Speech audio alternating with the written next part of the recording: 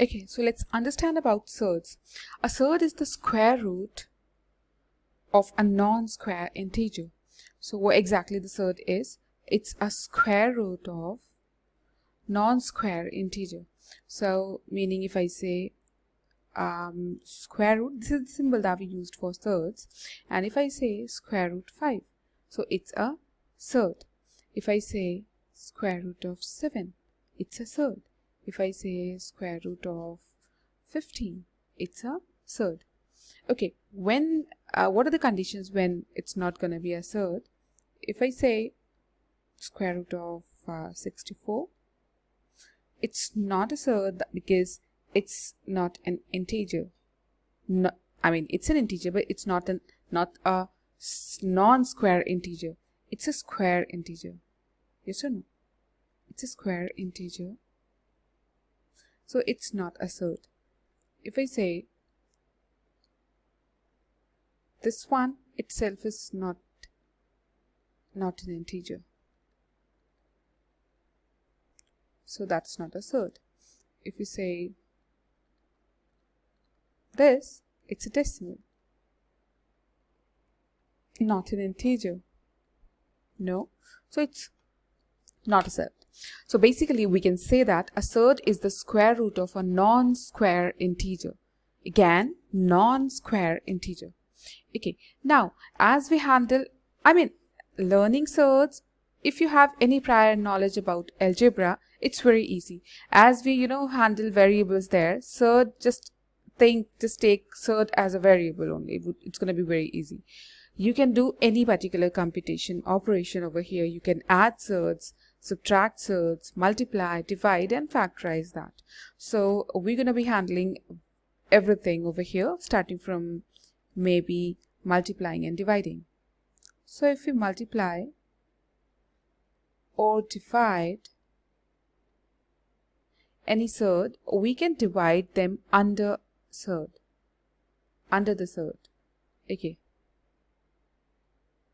What this under the surd means, let's say for example, if you have square root 3 times square root 2, okay, so we can take just the square root, that means it's a surd there, and we are multiplying numbers. So like under, this is a surd and we are doing our process under the surd. So we're going to be getting 6 and square root 6 is the answer. Same, if we have to divide, let's say for example, we have to divide square root 20 divided by square root 5. So we can perform the same thing under the surd. So we're going to be taking 20 divided by 5, that is going to give us 4. Okay, square root 4, as we know that it could be written as 2. So we got 2 as the answer. Now, let's understand. Okay, adding and subtracting. Adding or subtracting. When we talk about adding or subtracting, we actually can't perform things under the surd. So it goes not under the surd. What does it mean? Like if you have a question, maybe square root 3 plus square root 2, and if you do square root 3 plus 2, that is giving you square root 5, it will go completely wrong. As if I say, if we like square root 3 and square root 2. So root 3 and root 2, if we take different variables, like if this is x plus root 2 is y. So you can't add an x and y because these two are different variables. Similarly, you can't simplify, you can't add root 2 and root 3 under the surd. So that would be wrong.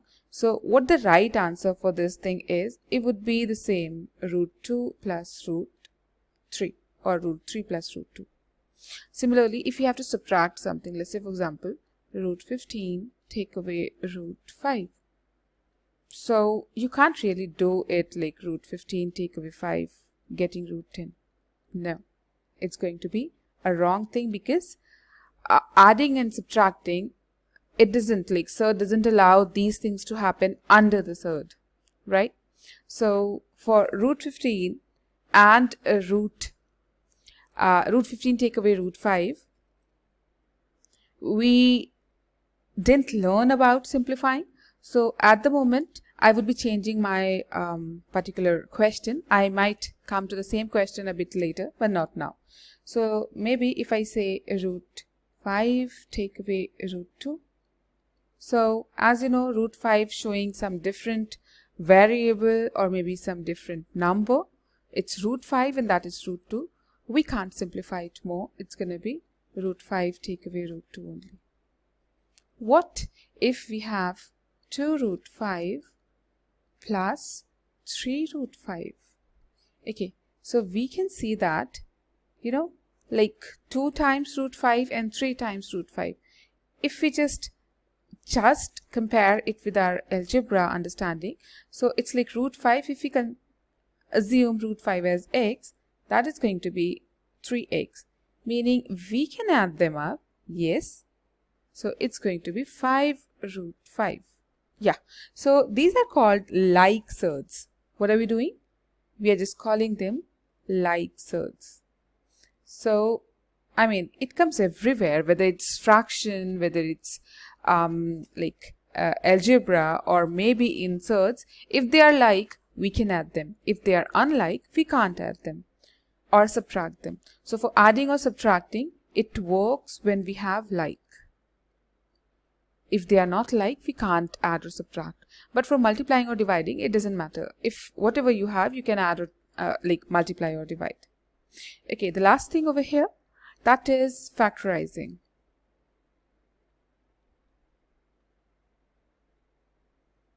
Factorizing. If I simply say, maybe we have 6.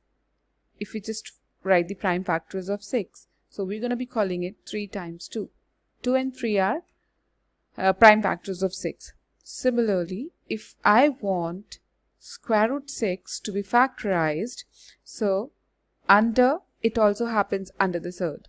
So square root 6, we're going to be thinking of what the factors of 6 are. So factors of 6 are 3 and 2. So we can break it down and write square root 3 times square root 2. So we can factorize our surds as well.